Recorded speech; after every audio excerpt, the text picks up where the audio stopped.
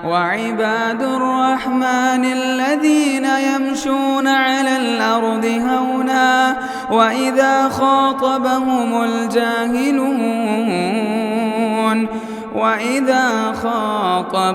الجاهلون قالوا سلاما۔ ہر طرح کی تعریفات اللہ وحدہ لا شریک کے لیے لائق اور زیبا ہے کہ جس نے ہم سب کو اسلامی تعلیمات سے مالا مال فرمایا۔ بعدہ لاکھوں کروڑوں درود و سلام کا نزول ہو محمد عربی صلی اللہ علیہ وسلم کی ذات اقدس پر کہ آپ صلی اللہ علیہ وسلم نے رب کے دیے ہوئے احکامات کو رب کے بندوں تک کما حق پہنچا دیا۔ حضرات، جس زمانے سے اور جس دور سے ہم گزر رہے ہیں، لسان نبوت نے اس زمانے کو، اس دور کو تقارب زمانہ قرار دیا ہے۔ تقارب زمانہ کا مطلب ہوتا ہے وقت بڑی تیزی سے گزرے گا، وقت کی برکت ختم ہو جائے گی، سال مہینوں کی رفتار سے گزرنے لگیں گے، مہینے دن کے رفتار سے گزرنے لگیں گے، اور دن اور ایام گھنٹوں کے رفتار سے گزرنے لگیں گے۔ میں اور آپ اس بات کا شدید احساس کرتے ہیں اور کر رہے ہیں۔ ابھی ہم نے گزشتہ سال ایسا محسوس ہو رہا ہے کہ ابھی چند مہینے پہلے ہی یا چند ہفتے پہلے ہم نے رمضان کو کیا رخصت کیا، ابھی دوسرا رمضان ہماری زندگی میں آنے والا ہے، سر پر کھڑا ہوا ہے۔ تو اس کو تقارب زمانہ کہتے ہیں۔ وقت کی برکت ختم ہو جائے گی، زمانہ بڑی رفتار سے بھاگے گا اور دوڑے گا۔ تقارب زمانہ کے ساتھ ساتھ میری اور آپ کی اور اس امت کی عمر کا اوسط 60 سے 70 سال۔ کیا اہمیت رکھتے ہیں 60 سے 70 سال، اور کیا ویلیو رکھتے ہیں 60 سے 70 سال؟ اگر ایسے حالات ہوں، ایسا موسم اور ایسا زمانہ ہو، تو سوچو مجھے اور آپ کو جو بھی نیکیوں کے موسم آ رہے ہیں کس قدر غنیمت جاننا چاہیے۔ ہو سکتا ہے آنے والا رمضان کا موسم ہماری زندگی کا آخری موسم بن جائے، ہو سکتا ہے آنے والے روزے ہمارے زندگی کے آخری روزے بن جائیں، اس لیے کہ گزشتہ رمضان بہت سارے ہمارے احباب، ہمارے دوست اور ہمارے ساتھی ہمارے ساتھ وہ افطار کرتے تھے، آج وہ ہمارے درمیان نہیں ہیں۔ ہمارے ساتھ وہ سحری کرتے تھے، ہمارے درمیان نہیں ہیں۔ ہمارے ساتھ تہجد اور تراویح کی نماز پڑھتے تھے، ہمارے درمیان نہیں ہیں۔ عید کی خوشیاں آئیں، ہمارے ساتھ انہوں نے خوشیاں منائیں، لیکن آج وہ قبر کی گود میں آباد ہے۔ تو اس اعتبار سے دیکھیں، ہمیں یہ احساس ہونا چاہیے کہ ہو سکتا ہے آنے والا رمضان میری زندگی کا آخری رمضان ہو، لہٰذا جتنا فائدہ میں اس رمضان سے اٹھا سکوں اٹھاؤں گا، اور جس قدر اس کو غنیمت جانوں میں غنیمت جان سکتا ہوں مجھے جان لینا چاہیے، اس لیے کہ انسان کی کامیابی کے لیے، انسان کی آخرت کو آباد کرنے کے لیے، جہنم سے اپنے آپ کو بچانے کے لیے ایک رمضان بھی کافی ہے، اگر صحیح معنوں میں اس کا استعمال ہو جائے۔ حضرت طلحہ بن عبید اللہ رضی اللہ تعالیٰ عنہ کہتے ہیں، اور کون ہے صحابی؟ یہ صحابی ان صحابہ میں سے ہیں جن کو اللہ کے رسول صلی اللہ علیہ وسلم نے ایک ہی مجلس میں جنت کی خوشخبری سنائی تھی، عشرہ مبشرہ میں سے ہیں۔ وہ کہتے ہیں کہ دو اشخاص دور دراز کا سفر کر کے اللہ کے رسول صلی اللہ علیہ وسلم کے پاس آئے، دونوں میں سے ایک ساتھی خوب محنتی تھا، خوب جد و جہد کیا کرتا تھا، عبادت اور بندگی کے معاملے میں بڑھ چڑھ کر حصہ لیتا تھا، اور ایسا ہوا کہ اس نے جنگ میں شرکت کی اور جام شہادت اس نے نوش فرمائی، اور رہا جو اس کا ساتھی تھا وہ اس قدر محنتی نہیں تھا، شہید کے 1 سال بعد تک یہ باحیات رہا، اور اس کو طبعی موت نے گرفتار کر لیا، اور پھر آخرت کی سفر پر چل بسا۔ میں نے خواب میں دیکھا، حضرت طلحہ بن عبید اللہ رضی اللہ تعالیٰ عنہ کہتے ہیں میں نے خواب دیکھا، خواب میں کیا دیکھ رہا ہوں؟ ہم تینوں ہی جنت کے دروازے پر کھڑے ہوئے ہیں، جنت کے دروازے سے ایک نکلنے والا نکلتا ہے، اور سب سے پہلے اس شخص کو جنت کے دروازے سے اندر لے جاتا ہے جو شہید کے 1 سال بعد طبعی اور فطری موت مرا تھا۔ مجھے تعجب ہوا، پھر کچھ دیر کے بعد وہ دوبارہ آنے والا دروازے سے نکلنے والا نکلتا ہے، پھر شہید کو اندر لیتا ہے، جنت میں داخلہ کرا دیتا ہے، اور پھر کچھ دیر بعد میرے پاس آتا ہے اور کہتا ہے ابھی تمہارا وقت نہیں آیا۔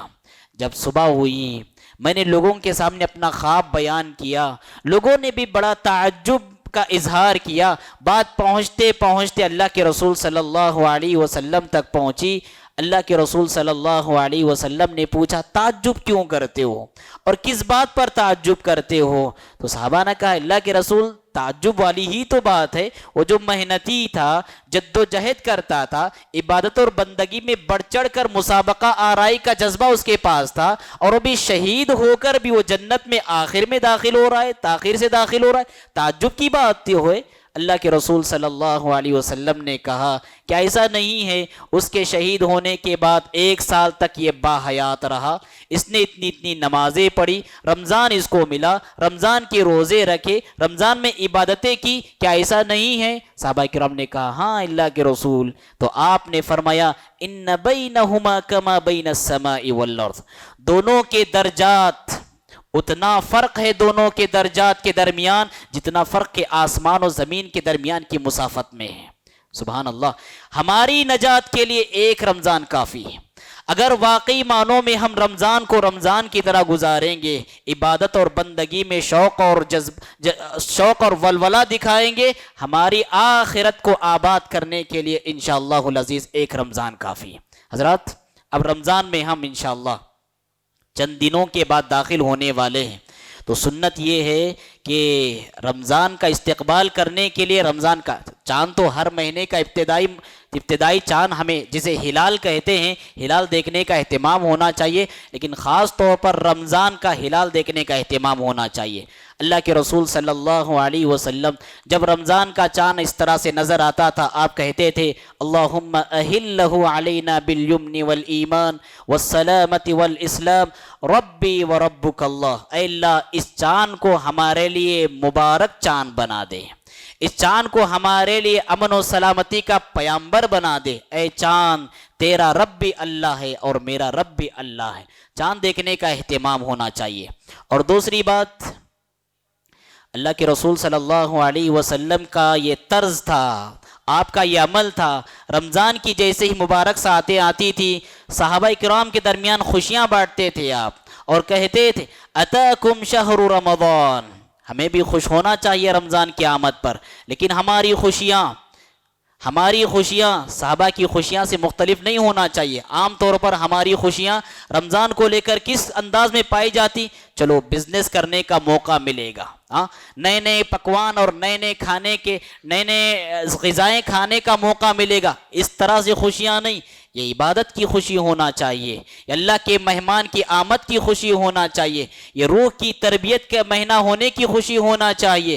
یہ خوشیاں اللہ کے رسول صلی اللہ علیہ وسلم صحابہ کرام کے درمیان بانٹتے تھے اور کہتے تھے اتاکم شہر رمضان شہر مبارک فرض اللہ علیکم صومہ، یہ ماہ مبارک تمہارے پاس آیا ہوا ہے، یہ بابرکت مہینہ ہے، اور اس میں برکت کا مظہر ہم جگہ جگہ دیکھتے ہیں۔ نمازیوں میں برکتیں ہوتی ہیں، تلاوت میں برکت ہوتی ہے، ذکر و اذکار میں برکت ہوتی ہے، ہر چیز میں ہم برکت کو محسوس کرتے ہیں۔ آپ نے فرمایا اس مہینے کے روزے تمہارے اوپر فرض ہے، اس مہینے کے روزے تمہارے اوپر فرض ہے، تفتح فیہ ابواب الجنہ، جنت کے دروازے کھول دیے جاتے ہیں، تغلق فیہ ابواب الجحیم، جہنم کے دروازے بند کر دیے جاتے ہیں، وتغل فیہ مردۃ الشیاطین، اور شیاطین میں جو سرکش ہوتے ہیں ان کو اللہ رب العالمین قید کر دیتا ہے۔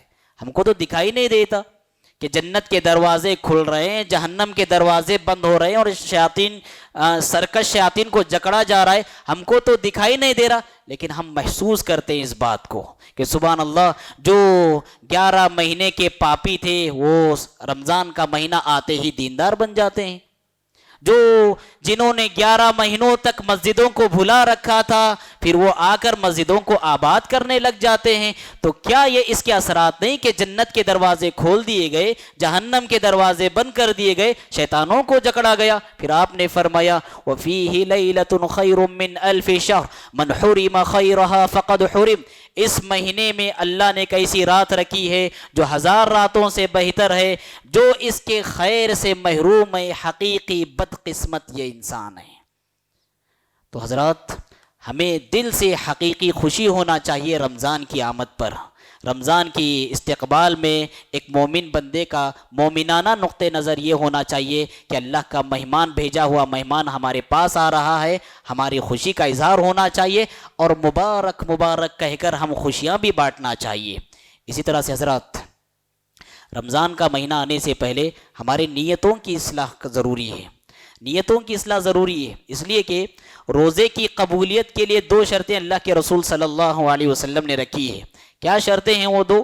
آپ نے فرمایا من صام رمضان ایمانا و احتسابا غفر له ما تقدم من ذنبه، جس بندے نے روزہ رکھا ایمان کی شرط کے ساتھ، معلوم ہوا مشرک کا روزہ اللہ کے پاس مقبول نہیں، کافر کا روزہ اللہ کے پاس مقبول نہیں، بے دین کا روزہ اللہ کے پاس مقبول نہیں، ایمان شرط ہے روزے کی قبولیت کے لیے۔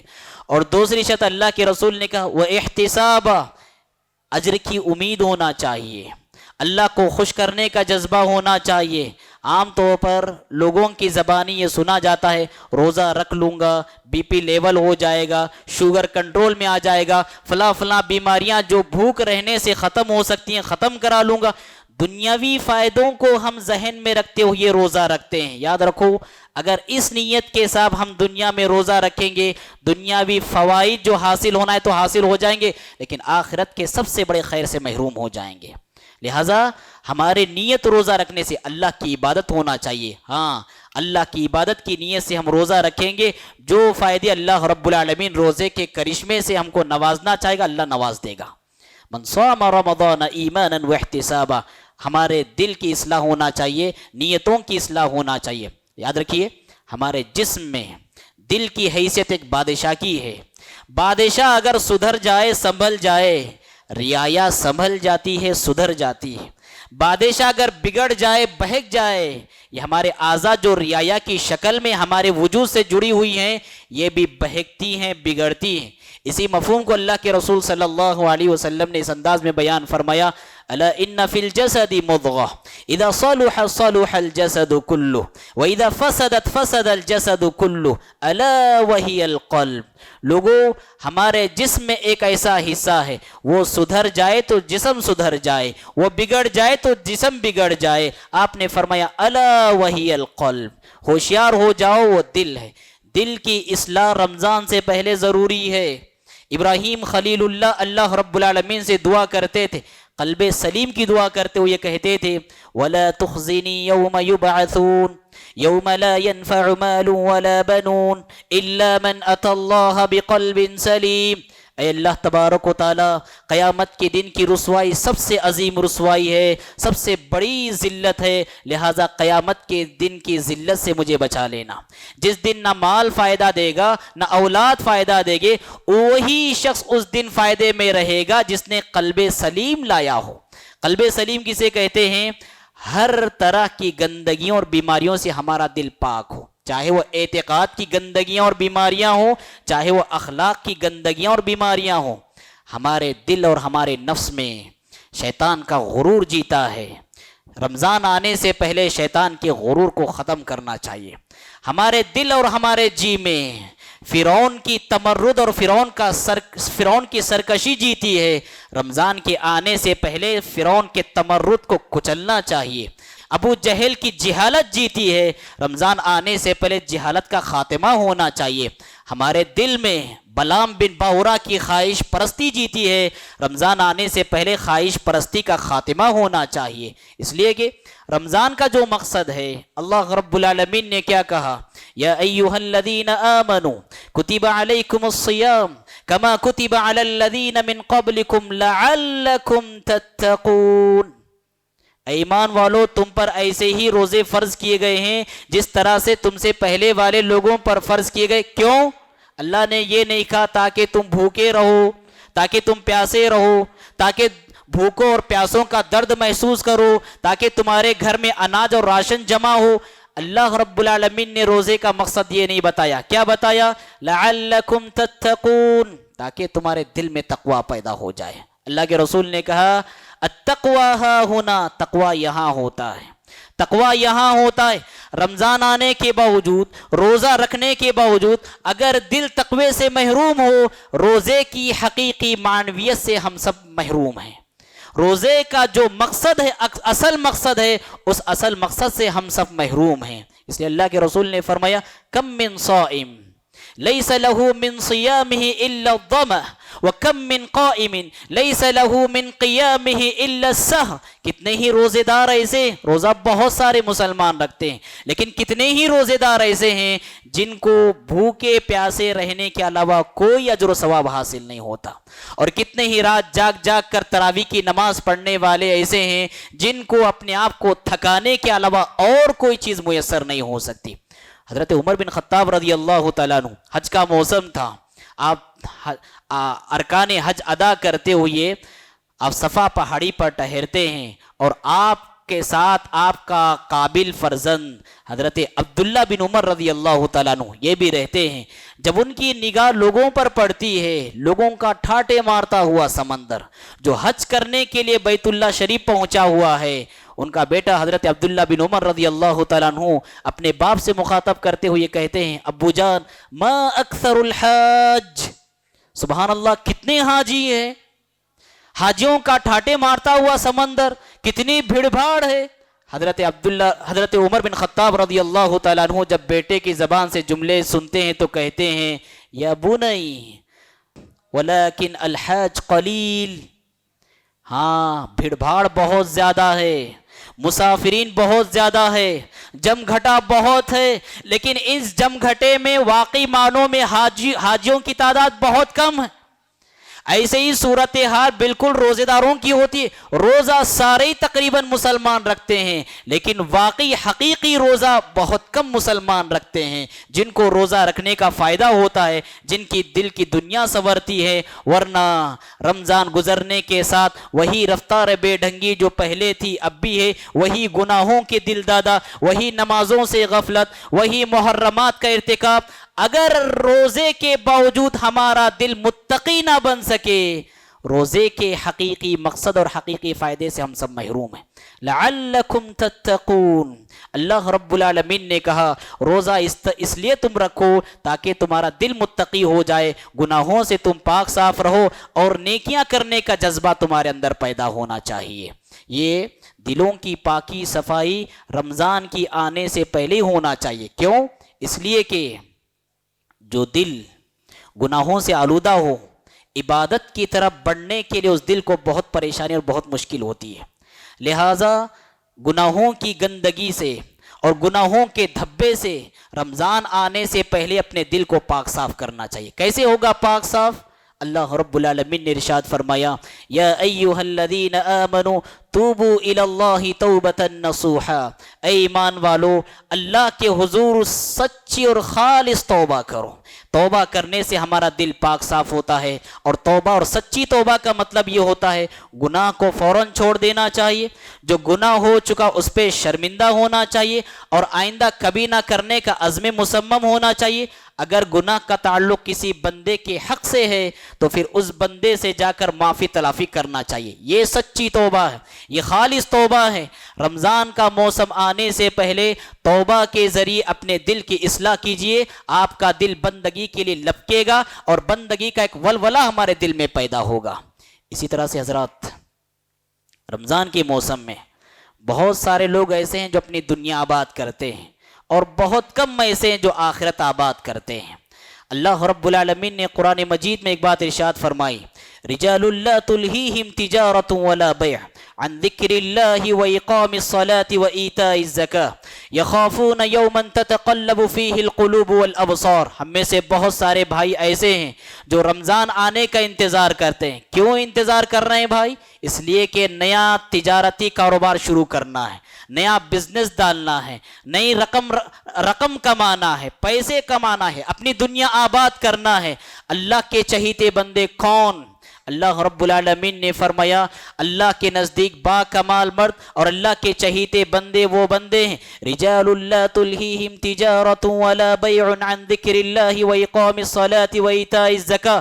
اللہ کے چہیتے بندے وہ بندے ہیں جن کو ان کی تجارت و کاروبار اللہ کے ذکر سے غافل نہیں کرتا، نمازوں سے غافل نہیں کرتا، زکوٰۃ کی ادائیگی سے غافل نہیں کرتا، اور ان کے دل میں برابر یہ احساس رہتا ہے کہ مجھے ایسے دن کی طرف لوٹنا ہے جس دن کو دیکھ کر آنکھیں پتھرا جانے والی ہیں، دل لرز جانے والے ہیں، یہ احساس ان کے دل میں برابر ہوتا ہے۔ لہٰذا ہم سال بھر کماتے ہیں، 11 مہینے کماتے ہیں، رمضان میں بھی کمائیں لیکن زیادہ نیکیاں کمائیں، زیادہ آخرت آباد کریں۔ سال کے 11 مہینے تو ہیں ہی کمانے دھمانے کے لیے، لیکن یہ موسم ہماری جنت لوٹنے کے لیے آتا ہے، ثواب حاصل کرنے کے لیے آتا ہے، اللہ کی رضا کو پانے کے لیے آتا ہے، اور یہ ساری کی ساری چیزیں چھوڑ کر آپ دنیا کمانے لگ جائیں۔ اللہ کے رسول صلی اللہ علیہ وسلم فرماتے ہیں، اللہ تعالیٰ فرماتا ہے، یا ابن آدم تفرغ لعبادتی، اے میرے بندے میری عبادت کے لیے ٹائم نکال۔ اللہ رب العالمین کہہ رہا ہے اپنے بندوں سے، اے میرے بندے میری عبادت کے لیے ٹائم نکال، املأ صدرک غنا، تیرے دل کو بادشاہ بنا دوں گا، تیرے دل کو مالدار بنا دوں گا۔ دل کا غنا، دل کی مالداری سب سے بڑی مالداری ہے۔ اللہ رب العالمین دل کو بے نیاز کر دے گا، گرچہ اس کے پاس تھوڑا ہی ہے لیکن اسی پر اس کو قناعت اختیار کرے گا، مطمئن ہوگا۔